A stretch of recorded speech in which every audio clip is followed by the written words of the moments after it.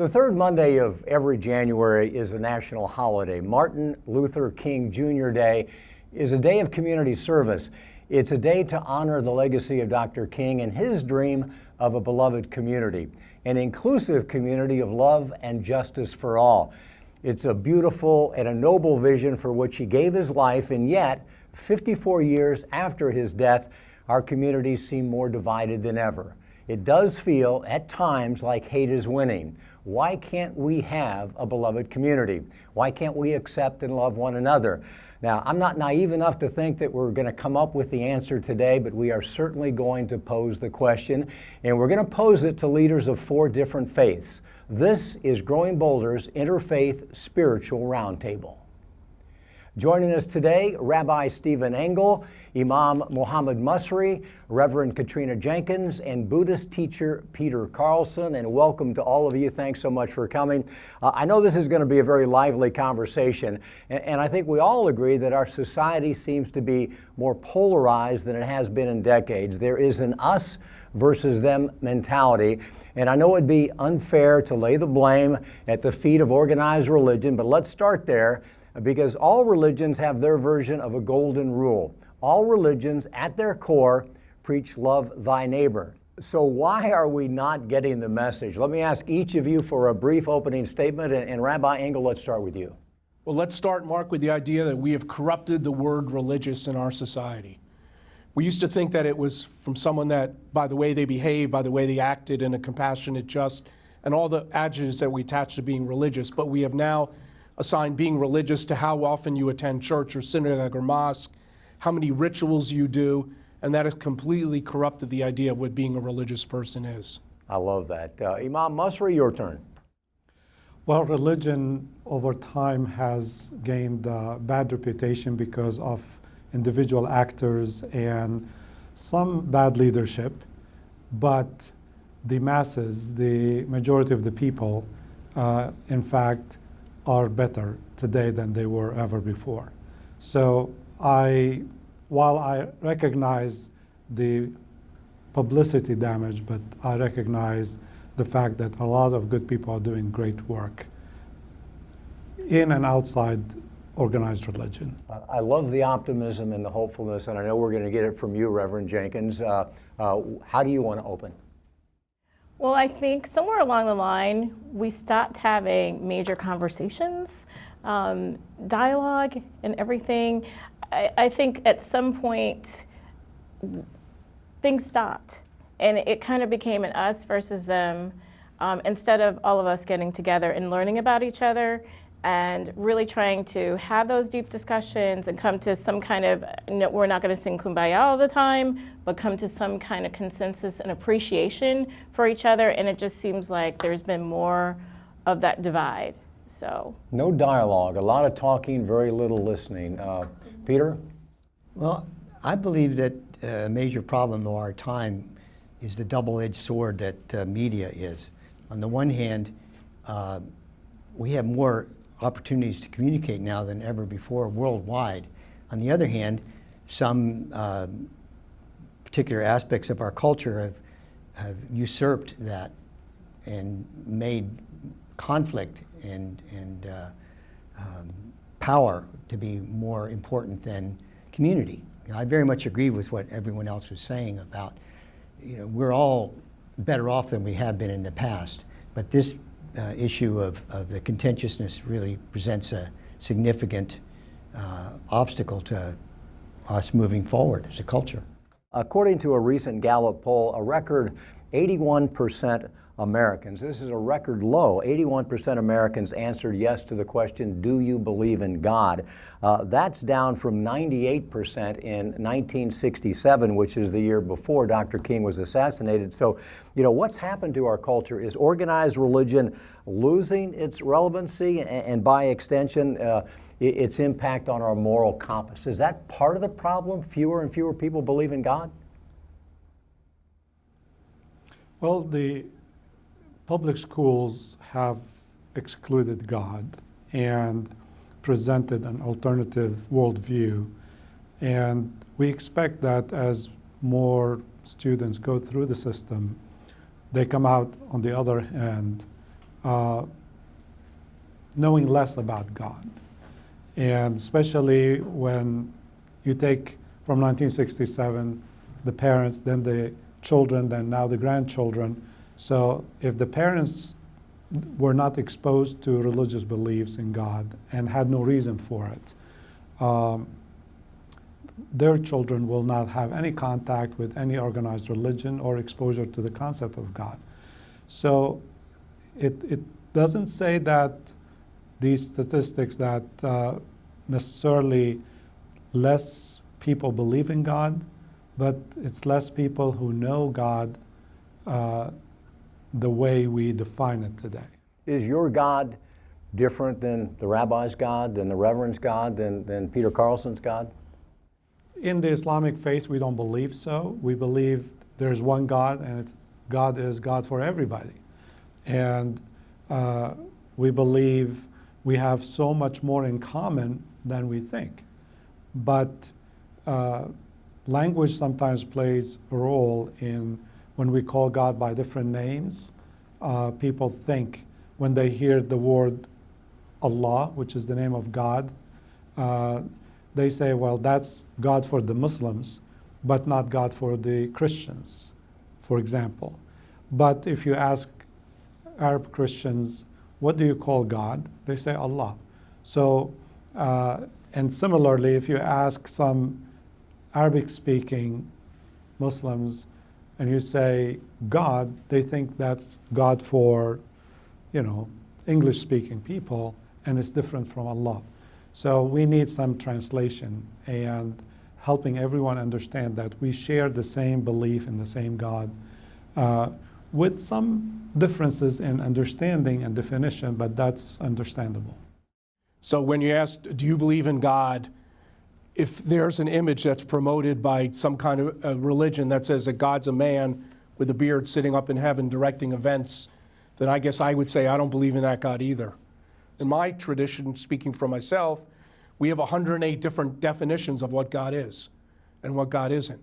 So it depends on the question. On the other hand, I understand why people said that. Because why would you want to associate yourself with something that does bad things? People do bad things in the name of God all the time in our society, and we allow them to do that. Religion is about norms. And I think one of the norms of religion is allowing people to express their idea about God in a multitude of ways. And I think that we've lost our way in that. Our society has narrowed things down to a particular way to believe. If you don't believe the way I believe, you're wrong, you're evil, and the ultimate, I can kill you because you cease to be a human being.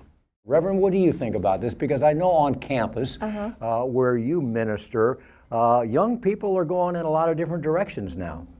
I see a lot of people, as I describe it from my thing, have a lot of church hurt.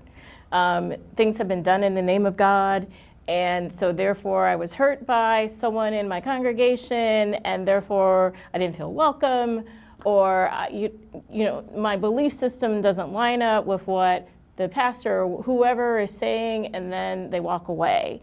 God is a bunch of rules that you must follow, and therefore if you don't, then you're wrong.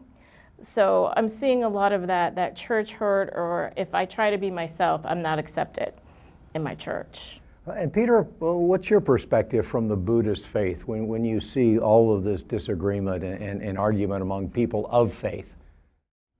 My studies indicate that the original Buddha, when people would approach him and ask him if he believed in a God or what happens after birth, after death or before birth, he would refuse to answer. And he would say, if you try to personify or make definitive comments about life, you're missing the point. So you live a life that is ethical and purify the mind and the heart, and everything will work out. So the perspective that I come from is not institutionalized. It's more a spiritual inquiry, which is ironically, I think, what the Buddha was up to when he was alive. He wasn't trying to create an institution called Buddhism. Personally, I think that's what Jesus was doing too. and probably Muhammad, you know, trying to find a way to peace and clarity and kindness. So that's my perspective on it. That the whole notion of God is too personified. I want to second something that Peter said earlier, the role of the media in our lives today. If, say, someone who is not affiliated with any religion does an act of violence, religion is not mentioned. But if that person happens to belong to a specific faith, then it's all about the faith, even though, as you stated in the beginning, no faith advocates for hate and violence, but we see that happening in the media, that this person becomes the sole representative of everyone in that faith. And we demand the leaders of that faith to come out and condemn what happened as if they did it. So we have to allocate that responsibility to the individual who carried that act, and if he belongs or she belongs to a particular faith or ethnic group, it doesn't mean everybody in that faith or ethnic group really advocates violence or hatred. But there are people now, and there are people in our country nowadays that think that a religion should be part of our political culture. When politics and religion throughout history, whenever politics and the government or religion mix, it's a formula for something really negative. And with the rise of Christian nationalism now in our country at this moment, that's a bad sign of religion. And these are people who claim to be religious, but they're intolerant, they're exclusivistic, they're demeaning, they do all kinds of bad things in the name of religion, and yet they claim to have. So we can't, it's not an either or. Religion does some really good things, and there are good parts of religion, but we also have to accept the bad parts of religion. I think it's up to us as religious leaders to call them out. I just wanted to say that when, say, we meet as faith leaders and work together in the trenches, in the community to do something good, we don't see media coverage. True. But when an individual who doesn't represent my faith or your faith or your faith That's true. Does something, then the question becomes that the religion made or motivated that individual to carry that act, which is not true. So I agree with you, it's a mixed bag, but we need a little more clarity from the media when they talk about these topics. You mentioned Christian nationalism, and thank you for bringing it up. And obviously, it's the inclination of certain right-wing Christians to impose Christian doctrine on public policy, and it is causing a lot of problems today. Reverend Jenkins, how do you respond to that? How do you defend that? How do you talk to your students when they say, I'm a Christian, but I'm not about all of that?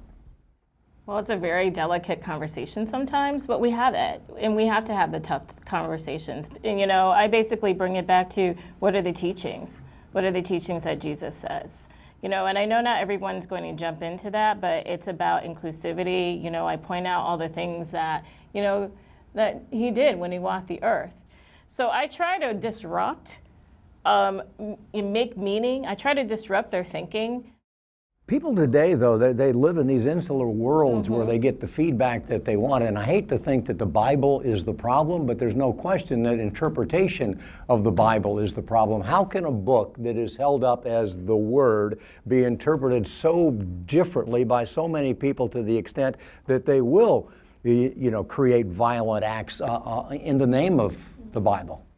The problem is when one thinks that they know the exact answer, and they have the sense that they're speaking for God. Like, I'm saying what God said, and now you have to listen to me. They're so arrogant to think that that one person speaks for God, and then they get followers that say, this is the one interpretation. And it may be a really bad interpretation, but it's their interpretation. I say, how dare that? First of all, I'm Jewish. We had before, with respect to all of you, we were here first. So we have a multiplicity of interpretations in our Jewish tradition. So if that's true at the beginning of it, wouldn't that be true all through all the traditions that are there? But the arrogance to say that I have the one answer, right? that I have Yeah, the I one agree. interpretation. We say the multiplicity of interpretations is a blessing. It's a mercy from God because we are all different. We need to understand and customize our understanding based on our time and place and situation and context. It is, as the rabbi said, when a person or a group say, I'm speaking on behalf of God, and this is the only view, and everybody, and you better follow what I'm saying, or I have to take you out. And what happened in our time is the access to scripture became to the public, the internet. Everybody can directly read for themselves and interpret, as Reverend Jenkins said, without going to seminary, without studying.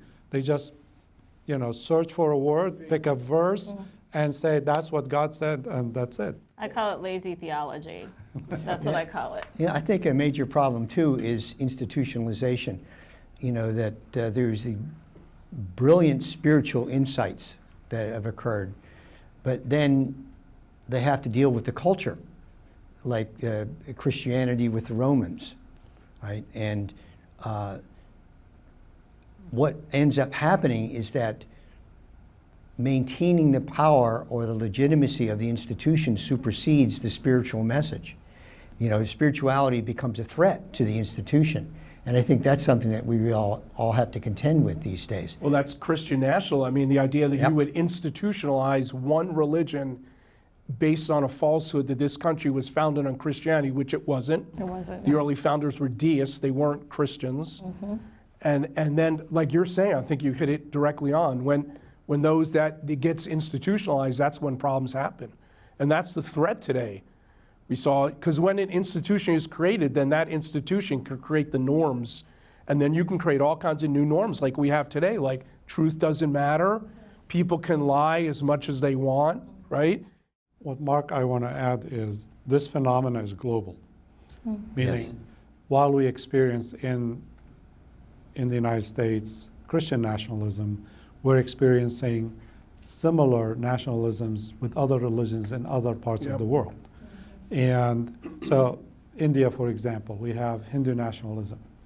We have, in the Middle East, Muslim nationalism. In Israel, Jewish nationalism. And part of that is really, as the rabbi referred earlier, the mix between politics and religion. When political leaders, they want to propel themselves upward, they use religion and they put themselves as the champions, so they make themselves heroes. And anytime a political leader uses religion to get elected or to get more control or this, you have trouble ahead. We saw it with Hitler. We saw it with many, many leaders across history. So I think we have to recognize that we are moving slightly away from democracy and more into autocracy, and we're seeing more theocracies coming up in different versions. It brings you back to your original question, why are we so divisive? We're all part of this country, but I feel a minority because I'm not part of the Christian nationalism that's being promoted. But I think we've all touched upon, the ability for people who never had a voice to now have a voice, to use that voice to spread untruth. So how do we handle that? How do we overcome the fact that there are people out there spreading lies? Well, I think one of the problems that we have is that we're inclined to search for a savior, and that's part of the Christian nationalism. I mean, they're talking about Donald Trump as being the savior, which is, obscene to me. And so I think what I would like to see happen is a more communitarian approach to leadership. Groups of people coming together who are like-minded and spiritually inclined to cooperatively find a way to promote the well-being of society at large, not looking for a savior, a messiah. We've reached a point in our society where a conversation is, I have to win and you have to lose. My Judaism has been strengthened by getting to know the imam. I didn't have to give up anything. I didn't have to weaken my position. Thank you. I strengthen myself, and that's what we have to get to. We have to get to a point where people understand whether it's religious differences or gender identity or race or whatever it is, whatever our difference is, that we engage in conversation strengthens a person, it doesn't weaken them. Because that's become a myth, that's one of those norms. You know, conversation, you have to win the argument. Win the argument every time, but that's not what real conversation is about, right? And I agree with you on that, because when I say interfaith at Rollins or belief systems, everyone's like, oh wait, I have to give up something. And I've been doing this work in terms of interfaith for 23 years. And you know, I tell people, it's not all of us coming together as in melting everything, it's coming together in understanding and respect and being able to appreciate it. I appreciate going to my Friday Shabbat services. I appreciate going to Juma prayer. I sit and listen. I appreciate meditating. I do all three, you know, and then I've gone and sat with students in terms of who are pagan. Now, does that push up against what I believe? Yes, but I'm willing to sit in the conversation so that I can learn and be able to do that. You know, I think religion can be a beautiful thing when it's respected, and right now it's just so diluted. One of the basic premises of Buddhism is what's called interdependence or interbeing. I think that the core of all the religious traditions is kindness and compassion and seeking clarity. And we are co-creating each other through that modality. And we do have students who are not going to buy into this. Right? I do have students who are like, never in this world. I do have students who are like, I'm going to keep on believing what I'm believing. But again, if I can get one or two, if I can change, even with faculty and staff, if I can get one or two, someone to start planting a seed, then you know what, I'm going to continue. And I continue to show up, and I feel like we all do this in our own various areas, call people out. Call people out, and even to the detriment that sometimes I'm not here to be popular. That's what I tell people. I'm not here to be popular, I'm here to agitate. So I want to go back to the role of the media. Since you are part of the media, we were part of the media.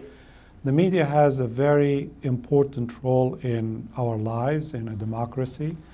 And when it is abused, it produces horrible results. Unfortunately, the media, when it is set up for profiting, to make money, they follow the story. They say, what bleeds, it leads. And they go after not the good stories, but the stories that are exotic, that are different. Give everybody equal time, and let's hear every voice matters, rather than we disproportionately allow the loud voices, the fringe voices to dominate the conversation, and then most of us turn it off and run away. So I think we are living in a time where journalism has declined and more opinionated and money-driven agendas are dominating traditional media, and we need to balance it. This show and the work that you do demonstrates the importance of what you're doing. Well, thank you for that. I mean, you are sitting in the offices of a company that was built 100% with people who left local news for that very reason. Let me ask you guys, because there are more religiously unaffiliated Americans now than ever before. The nuns, they're spiritual, but they have withdrawn from organized religion. Is this a problem with organized religion, or is it an opportunity to bring them back into the fold? It is both. It is a problem because organized religions that don't want to improve and change themselves to keep up with the times and the changes in technology and the way delivery is made. Businesses like Amazon or Walmart now deliver the groceries to your home. In the media, in the news media, the delivery of news has changed. But when you come to religion, we have institutions that insist on, traditions that go back thousands of years. And we say, well, people don't have the time and can't make it on on that day, on Friday or Saturday or Sunday or any day of the week. You have to go where they are. And so religion is not able to change fast enough. And we can't say we are the only one right and everybody else is wrong. Once you do that, congregants will leave. They'll say, good for you. I have friends who are Jewish and who are Christian and who are Buddhist and this, and I want to live in a pluralistic society, so I'm going to stop going to the church or the mosque or synagogue or whatever because I want to hear a message that's more inclusive. I want to hear a message that recognizes the humanity in everyone. Yeah, and I think that's how our culture evolves, our humanity evolves, is through reinvention. I think that's what Jesus was doing. I think that's what Muhammad was doing. I think that's what the Buddha was doing, was reinventing how do we develop ourselves spirituality. And there's a lot of resistance to that in our society right now for people that don't like. They want to make it like it was before, right? Yeah. And have it like it was in, quote, the good old days. Mm-hmm. And that's the clashes. The people that want to reinvent themselves and the culture is changing and demographics are changing versus the people who think it's going to be like it was before. So the challenges are many. The problems are significant. What are you guys hopeful about? This meeting is hopeful for me in terms of us being in the same room, speaking in ways that I find very reassuring personally. My life is organized around helping people have more integrated personalities, function better in the world, and this could be a real origination for that movement, or provide momentum for that movement. So thank you for this in that regard. Appreciate that. I'm hopeful because I think at the root base of each religion, we're the same. We believe, and I think religious is not one's practice, one's attendance, how much knowledge one has, how many Bible verses you can recite. I think being religious is a sense of being ethical, moral, being a good person, making yourself the best person you can be to make the world the best it can be. That is what being religious is. So I think that if that's the focus that we can get back to, that's a very positive message for everyone. I think the next generation, the current generation and the next, they are redefining, what historically has been for centuries one way. We lived in isolated communities, isolated faith communities. Everybody had their own ideas. Now there is one global community, and it's growing in number. And young people are seeing how similar they are, their needs, their wants. The challenge of climate change is drawing them together to understand that this is going to force them to work together across the globe. And we see that when it comes to their definition of religion or spirituality, they have also a lot more in common. Mm-hmm.